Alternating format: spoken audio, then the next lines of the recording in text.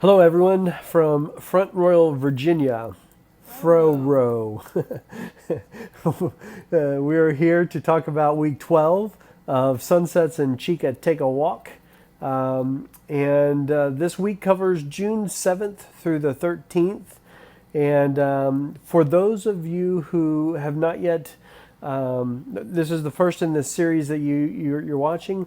Every week I document how many miles we go, how many miles we hike, and how much money we spend, and kind of the buckets that money goes into, whether it's accommodation, gear repair, gear cost, eating out, which is a huge portion of our budget. Things like postage and doing laundry are also itemized. We're doing this mainly because this is the piece of information that was missing when we were researching how we were going to do the trail and how much it was going to cost us. We are I would say we are upper middle of the road as far as budget goes. We have budgeted $11,000 for hiking the entire trail. And to get us home back to Wisconsin at the end of the trail. So basically, we're trying to stay around $2.25 per person per mile, something like that. That's $9,500 or so, and that leaves some money to get us back to Wisconsin and some extra money for incidentals that may or may not happen. So let's get into week 12. June 7th through June 13th is what that covers. And we went 110 miles. We started at Brown Mountain Creek at mile 804.9. And we ended at Lewis Mountain Campground at 915.6. So that gave us 110.7 miles for the week. That happens to be our biggest week ever. We spent a total of $437, and the breakdown was this way. We spent $86 on accommodation, town food, which is our biggie, and this includes Devil's Backbone Brewery, where we just ate like kings and queens, let's say, and drank like kings and queens. We spent $157 just at the brewery. I had a full rack of ribs. We had an appetizer, we had a dessert, and we had multiple pints of beer. And Jen had multiple glasses of wine. So we kind of went crazy there. So we spent $341 eating out, and I don't regret a thing. We didn't spend any money on gear. We sent a couple things home, and I can't remember what it was. So that cost us $6 in postage. We spent $4 for shower and laundry at the Lewis Campground, which was kind of a cool deal. Lewis Campground, in the Shenandoahs, they have campgrounds and you can pay to tent out, which we actually did because we were having a very rough day and we just didn't want to go any further. But in the little store there, you can go in and it's $1 per 5 minutes for a shower. It's nice and hot. You have your own room to shower in. So we each had a shower, and then it was a couple bucks to do laundry as well. So that was nice. One thing weird about the waysides and I guess it's not the waysides, but the general stores in the Shenandoahs is everything is overpriced. Everything except for beer and alcohol.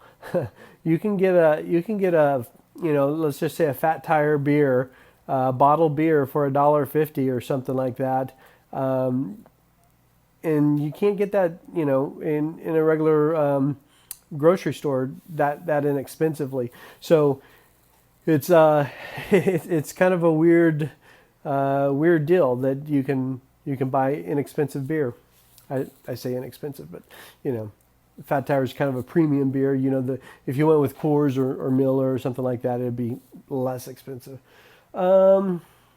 Okay, so So how that breaks down is we walked we spent $437. We walked for 110.7 miles. So that equals $3.95 per mile, or $1.97 per mile per person. Woohoo! We got below $2. Just wait till next week. It's gonna blow your mind. What does that do for our entire trip? So far on our trip, over 12 weeks, we've spent $4,570, and we've walked 915.6 miles.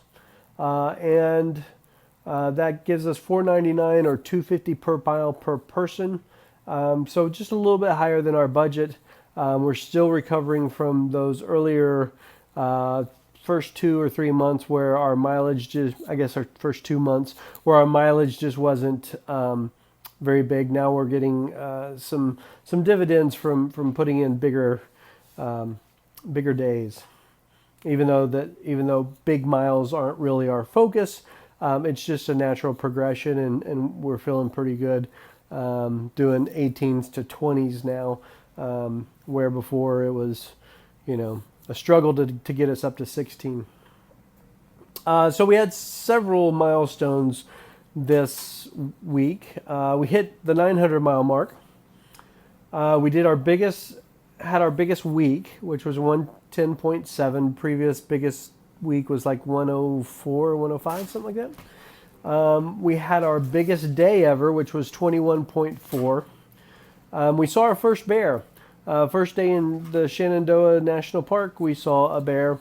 It was a juvenile, probably maybe a year old. Certainly was not a cub. Certainly was not an adult. So it's kind of adolescent.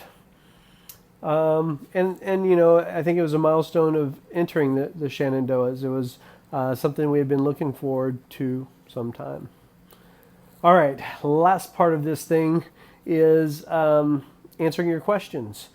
So if you have questions after the video, certainly leave them in the comments. I don't typically respond in the comment section. I respond on the next week's video. It's just easier to keep track of for me, because we don't always have cell service, and I'm only posting these videos when we do have cell service, and I can always make the video anytime and then post it when I need to, but I can't always type a response. By the time I have cell service to type a response, I've forgotten that you've asked the question, and I just move on. So ask the question, and I'll respond on video. Okay. Nathaniel asks, how have the ticks been, and do we do tick checks? The ticks have been non-existent for Chica and I. If you watched our gear videos in the very, very beginning, you'll know that we sent all our clothes off to Insect Shield to be permethrined. And I don't know if that's the case, or if it's because we naturally repel ticks. I don't know, but we have not had a tick on us. Chica had 3 ticks on her backpack cover one day, and I think that's because she went under a tree or something, and her backpack cover was on, and it scraped, and we knocked those off. As far as tick checks, yes, we do. We typically check our legs anytime we walk through high grass, which in Virginia has been pretty frequent. When we take a break, we'll look down and just make sure that we don't see anything on our legs, because that's most likely where they're going to be. And we both wear shorts and not long pants. And then at night, we'll take off our shirts and we'll do a full body check, and we'll go through each other's hair like a couple monkeys and look for ticks there. And we've yet to find them. I know the deer ticks can be really extremely tiny, and we look pretty close. And we've been pretty fortunate to be tick free, and we do check. It's not something that we're taking lightly, because Lyme's disease could be a serious thing on the trail. Okay. Heather asks, do Chica and I carry two separate compasses? If you mean by compass an iPhone with a GPS, yes, we do carry two separate compasses. Actually, we don't have a compass. I have the Gut Hooks app, which is GPS driven and does not need cell data. In fact, your phone can be in airplane mode, and that's really, along with the white blazes, all the compass we need. I know I might get flack from people for not having a full map set and a compass, but this is we're comfortable doing it the way we're doing it, and that's that. She also asked, do we have separate bear bags or just one? We do have separate bear bags. We're carrying enough food to fill up two 15-liter bags. We use the Z-Packs Cuban fiber bear bag kit. Actually, mine's the kit and Chica's is just the bag. So she doesn't have a rucksack or the rope or the beaner. And we just hang them together. This is very, very tough to do, to hoist, when we just leave town and we have a full resupply, because we're hoisting 20 pounds worth of food. You have to have a pretty serious tree limb, so you have to make sure that we're using the PCT method to do the bear bagging, so it has to hang down pretty far, so bears can't get it from the top, because you're hanging it on a pretty solid limb that could hold a bear's weight. I will do a full bear bag video on how we're hanging bear bags and kind of some of the solutions that some of the areas of the country have, of the trail have, whether it's a bear pole, bear box, or bear cables. And then obviously how we hang our bear bags, how I choose a tree, and what all that looks like. We'll do that one of these days when I have some energy. Heather asked one more. I already answered it. How many liters is the bear bag? It's 15. If you go to the Z-Packs website, it's the only bear bag kit they have. And some hikers we've run into don't like it at all. I don't know why, but we have found it's worked for us very well. Part of it is the clip that clips it together. If you hang it by the clip could fail because it's just a plastic clip. But there's also loops of fabric that you can put the carabiner through instead of clipping it around the plastic clip, and that ensures that you're not going to break the clip and have your bear bag on the ground. So anyway, that's it. Thanks for joining us for one more week. Next week we will get out of the Shenandoahs and go on the roller coaster, I think. So we'll see you next week. If you like the video, give me a thumbs up. If you dislike the video, give me a thumbs down. Subscribe if you like, and ask those comments in the comment section, or ask those questions in the comment section. Thanks, guys. Bye.